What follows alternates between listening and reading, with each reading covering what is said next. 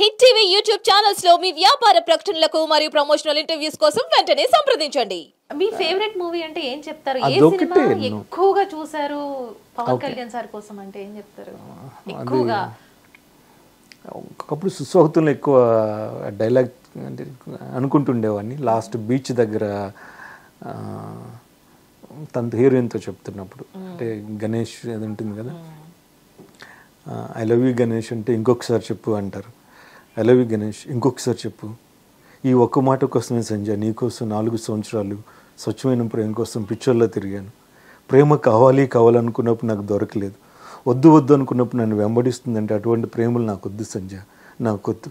నేను ఒక్కనే కాదు సంజయ్, నాలాగే ఎంతోమంది స్వచ్ఛమైన ప్రేమ కోసం పిక్చర్లో తిరుగుతూనే ఉన్నారు. జగదాంబ సెంటర్లో, బీచ్ రోడ్లో ప్రేమ కోసం గడ్డాలు మీసలు పెంచుకొని పిక్చర్లో తిరగాలన్నట్టు ప్రేమలు నాకు వద్దు సంజయ్. నీ ప్రేమ కోసం నా డాడీనే పోగొట్టుకున్నాను. అయినా స్వచ్ఛమైన ప్రేమ నమ్మరు సంజయ్. మీరు ప్రేమ అని చెప్పి కడుపు చేసి పారిపోతారే, అటువంటి ప్రేమలు నమ్ముతారు. అది కాలేజ్ డేస్లో ఉన్నప్పుడు ఆ సినిమా రావడం, దాన్ని ఆ డైలాగ్ అంటే చాలా క్లైమాక్స్ డైలాగ్ కదండి, చాలా బాగా డిజైన్ చేశారు. అది తర్వాత ఈ వకీల్ సాబ్ రెండే.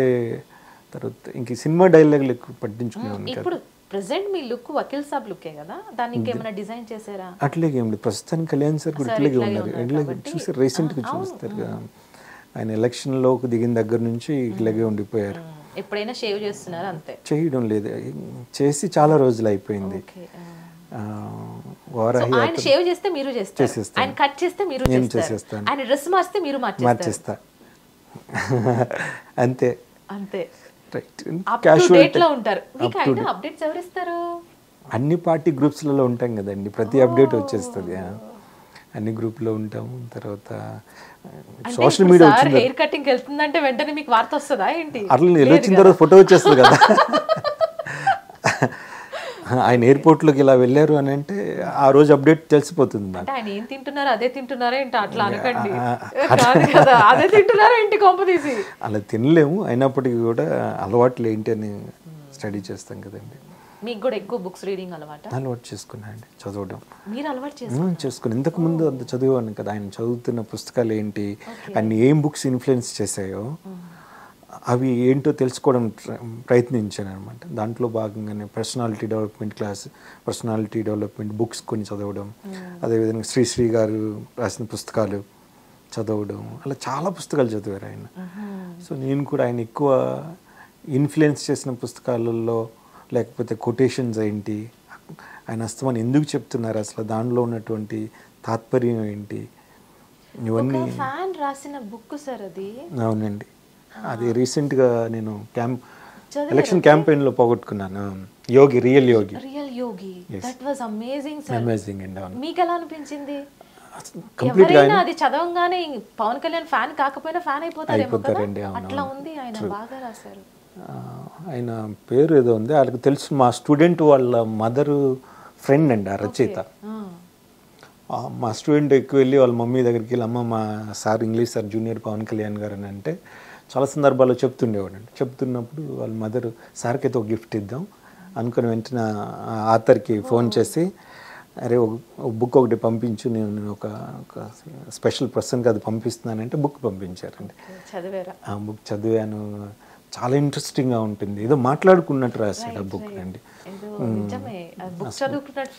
రాదు, ఏదో తను ఒక వ్యక్తి తన పర్సనల్ ఎమోషన్స్ రాస్తున్నట్టు అంత కంపోజ్డ్గా రాశాడు.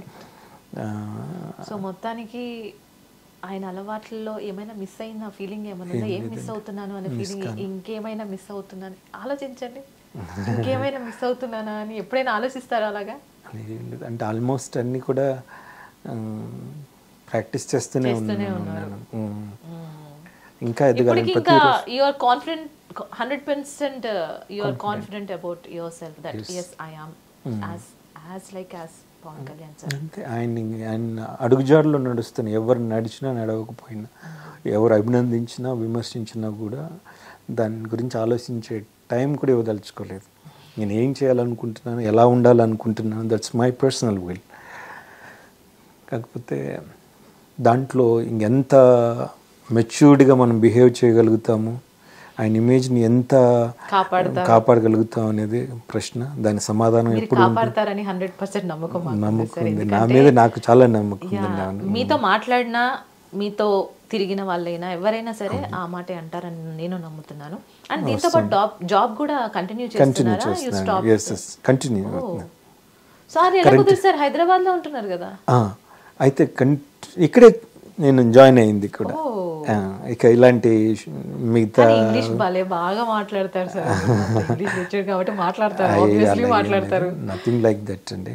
మా సార్ కూడా ఇంగ్లీష్ చాలా ఎక్స్ట్రాడినరీగా మాట్లాడతారు. సో నేను కూడా అది I want to express sometimes in ఇంటర్వ్యూస్లో చెప్పాలి, అందుకనే ఇంగ్లీష్లో మాట్లాడతాను. లేకపోతే ఎవడో స్పోకెన్ ఓన్లీ ఇన్ తెలుగు. కానీ మీకు కమెంట్స్ ఉన్నాయి ఇంటర్వ్యూస్లో చాలా చూసాను నేను. I have gone through. మీరు మాట్లాడే భాష కానీ ఇంగ్లీష్ పక్కన పెడితే తెలుగైనా సరే చక్కగా మాట్లాడతారు మీరని కామెంట్స్ వస్తాయి మీకు. చాలా బాగా మాట్లాడతారు. అండ్ ఇంకొక విషయం నేను చూసాను ఏంటంటే, కూటమిగా ఏర్పడుతుంది అంటే చంద్రబాబు నాయుడు గారు జైలుకి వెళ్ళిన తర్వాత కూటమిగా వస్తున్నానని పవన్ కళ్యాణ్ గారు చెప్పడం జరిగింది. కానీ 1 year back you have I saw an interview, అక్కడే చెప్పారు మీరు అది కూటమిగా వస్తే బాగుంటుంది, చక్కగా రాజ్యం వెళుతారు అనే ఒక statement you have passed over they. గుర్తుందా మీకు? లేదండి, sorry, I'm unable to recollect. అది నిన్నే చూసాను నేను. మీరు ముందే అనుకున్నారు అది కూటమిగా వస్తారు, విజయం సాధిస్తారని. కూటమి అనే మాట మీకు ముందే వచ్చింది. ఎట్లా నిన్న ఆలోచిస్తున్నా, సార్కి ఎలా తెలిసింది ముందే ఇట్లా జరుగుతుందని? మనకెప్పుడు చంద్రబాబు నాయుడు గారు జైలుకి వెళ్ళిన తర్వాతే అధికారికంగా పవన్ సార్ చెప్పారు. So you have already thought చూడండి, అంటే కొన్ని ఎక్కడో చోట అది రివీల్ అవ్వాల్సిందేమో బహుశా. మాకు ఎట్లా అనిపిస్తుంది, పర్సనాలిటీ వైజే కాదు మీ మైండ్స్ కూడా సేమ్ గా ఆలోచిస్తాను. అది చెప్పడానికి అమేజింగ్ అండి. జూనియర్ పవన్ సార్, మీ వాల్యుబుల్ టైం, మీ వాల్యుబుల్ వర్డ్స్ తోటి ఇక్కడ వరకు వచ్చి మా కోసం ఇంత బాగా టైం స్పెండ్ చేసి హార్ట్ టు హార్ట్ మాట్లాడినందుకు that was amazing. And thank you so much for beautiful time. Thanks for your time అండి.